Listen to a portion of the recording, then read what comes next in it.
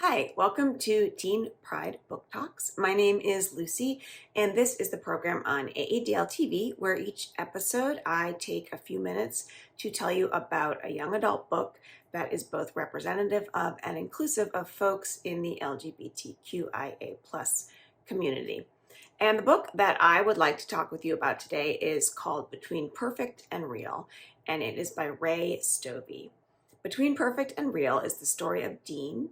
Dean is a high school senior who is very into theater, and in Dean's high school, typically the seniors get the big roles. This year, the school play is Romeo and Juliet, and Dean gets cast as Romeo. This is significant because Dean has only ever tried out for and been cast in female roles. Dean is, he believes, in the process of transitioning, and the story begins with him getting cast as Romeo and then goes through his exploration of gender identity and coming into his own and coming of age.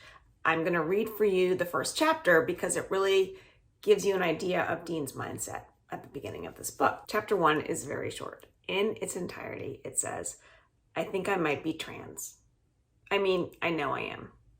I think." And that is where the book starts. And Dean has been watching a lot of YouTube videos on how to transition and YouTube videos by trans men talking about their situation and their experience. And this has been a way for him to seek validation about what he's feeling. One of the things that Dean's struggling with is how to come out to his parents. Dean has a girlfriend, Zoe, and Dean's mother in particular had a difficult time enough when Dean came out to her as a lesbian. Dean is not sure how to tell his parents that he is trans. When he's cast as Romeo in the school play, he's a little bit confused. He doesn't know how he's supposed to play this role. So he goes to the director and he says, "Do you want me to play Romeo as a girl? And this is sort of a gender flipped production, or should I play Romeo as a boy?" And the director says, "You should play Romeo how you want to play Romeo." And so the casting in this role is really a big step for Dean because it helps Dean get a better visual of himself in a male body. One of the ways this happens is when his really good friend Ronnie, who is the costume designer for a play, creates this suit that Dean will wear as Romeo. And when Dean puts the suit on and Dean puts a binder on and Dean looks in the mirror, Dean feels finally that maybe what he's seeing in the mirror is a match to who he is on the inside. And then he knows absolutely that he is trans, but still he has to figure out how to come out with this information. So with this realization that he's going to play Romeo as a boy on stage and that he is trans, Dean decides to tell his best friend, Ronnie, who has always been very supportive.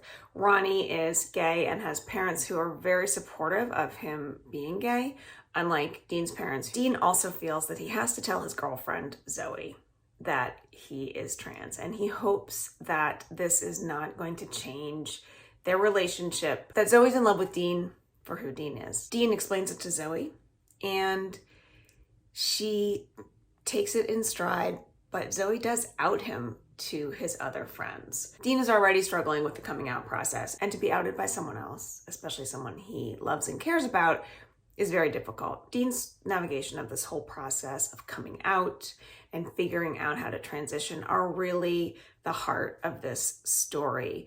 There are portrayals of his pain, of his sadness, of his fear, and of his joy, but we really get inside Dean's mind as he feels and goes through all those things. Dean is persuaded by Ronnie to join a trans and non-binary support group, and this becomes a safe space where he can be affirmed and have so many different people going through so many different experiences of their own to talk to. The trans group also provides readers with the idea of this safe and affirming space, and it provides readers with a space to learn and reflect. The trans support group helps Dean to realize that there are many ways to be trans, and this alleviates some of his questioning.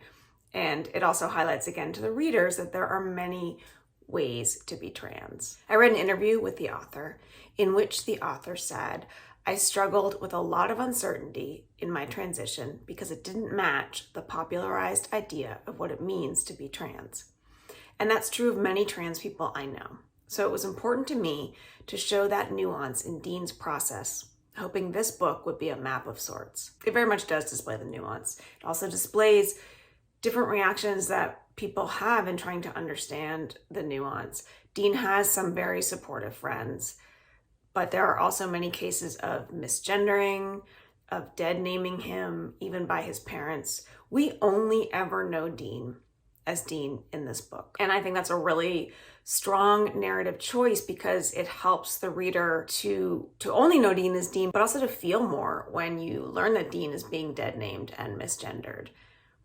Dean does experience some dysphoria, and though there are moments of joy in his body, that is one of the big parts of this story too, is the dysphoria that he feels.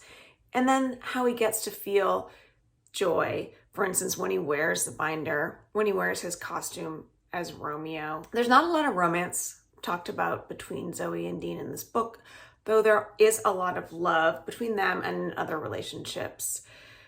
Zoe and Dean's relationship is portrayed very realistically in the way that it is challenged by Dean's coming out as trans. One of the most loving relationships in this book is between Dean and his friend Ronnie.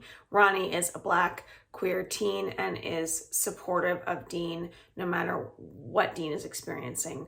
One of the great things that Ronnie does is when Dean knows that he wants to start using he, him pronouns, but he doesn't know how to start using those, Ronnie takes him out and uses those pronouns for him. So he introduces him with those pronouns. And that's such a strong, moving moment. And it's also so important for Dean to hear someone else use the correct pronouns. This book is also an excellent exploration of the inside of someone's journey in becoming trans and one of the many ways that you can transition. I love in this book the parallel between theater and Dean's role in this play and Dean's own transition in his life. The book is really well written and very insightful into Dean's exploration and coming of age and coming into his own.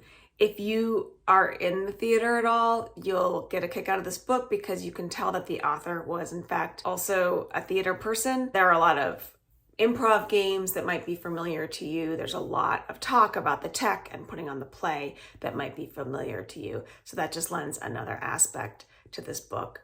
I really enjoyed this book. I really enjoyed the character of Dean and Dean's friends. So that is Between Perfect and Real by Stoeve.